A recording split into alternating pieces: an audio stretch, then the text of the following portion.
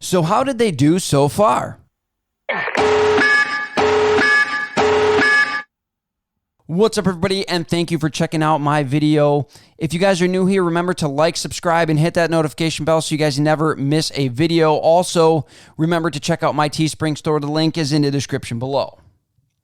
So far this offseason, the Buffalo Sabres have done exactly what I thought they would do.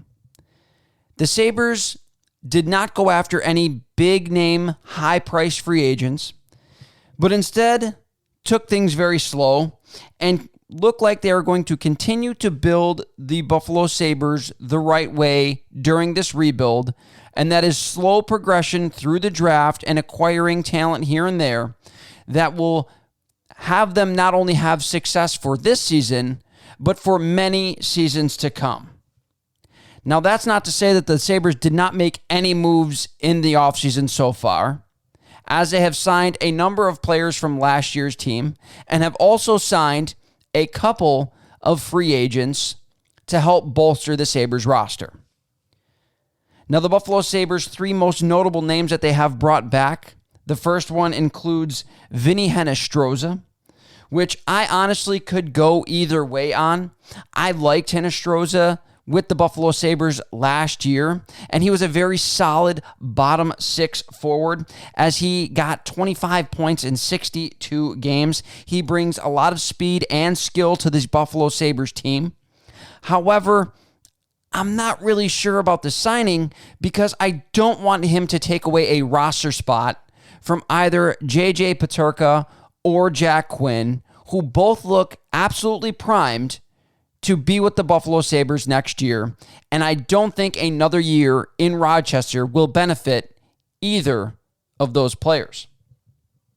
The Buffalo Sabres also signed aging goaltender Craig Anderson, and a lot of people liked this signing as a mentor for the Sabres' new goalies. However, I was not a fan of this signing when they signed him, and I'm still not a fan of this signing, as although he was a nice story last year, he had a winning record. The Sabres really won in spite of him instead of because of him.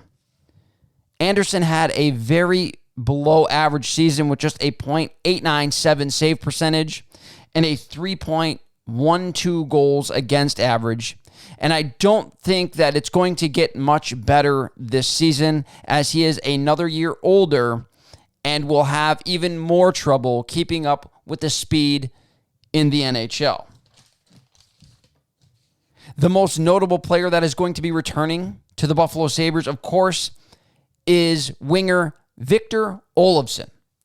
Now, a lot of people either like or don't like, but a lot of people I have seen that really don't like this, and for whatever reason, they have a preconceived notion that Olofsson is only a power play specialist, which to me seems like they had not watched a lot of the Buffalo Sabres this past season, as he showed that he is a legitimate top six forward for the Buffalo Sabres, who signed him to 2 years with a 4.75 per year average.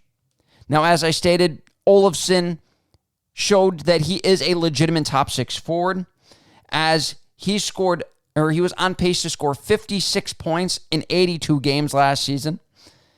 And the notion that he is a power play specialist is just silly to me because 73% of his points came 5-on-5 last season.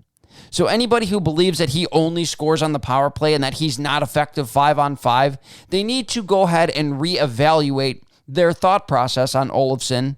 As I just stated, a vast majority, 2/3 of his points came, or 3/4 of his points came, at even strength.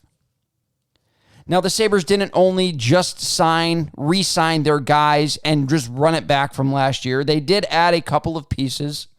The first being a stay-at-home physical defenseman in Ilya Lyubushkin.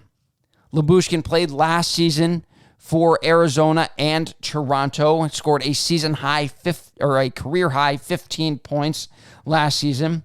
But he is mostly a stay-at-home physical defenseman likely signed to pair with somebody like Owen Power to be that steady hand while Power jumps into the play. They have that stay-at-home defenseman. And something that Lyubushkin adds that the Sabres desperately needed on the back end was physicality.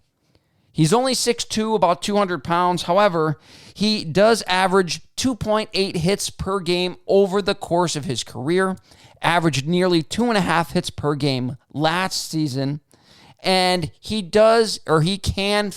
will fight if he needs to, and he does have 2 career fighting majors in the NHL. Now, it's no secret the Buffalo Sabres also needed a goaltender. That was their biggest need this offseason, and while a ton of names floated around for the Buffalo Sabres, it was Eric Comrie, the free agent that formerly played with the Winnipeg Jets, that the Buffalo Sabres signed. He is 27 years old.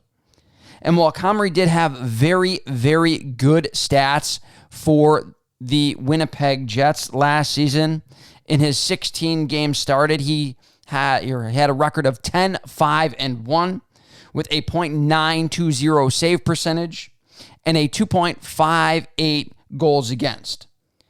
The only thing that is concerning about Eric Comrie is that he has an incredibly small sample size in the NHL, as he's played a total of just 28 games and started just 24. His record being 13-10-1 overall, with a .905 save percentage and a 3.06 goals against for his career. So the big question will obviously be, can Eric Comrie come in? And he has loads of potential. Don't get me wrong, his analytics are incredible. And from what I have seen, he looks like a very solid goaltender. But the big question remains, can he come in and handle an increased workload in the NHL without giving up a ton of his quality starts?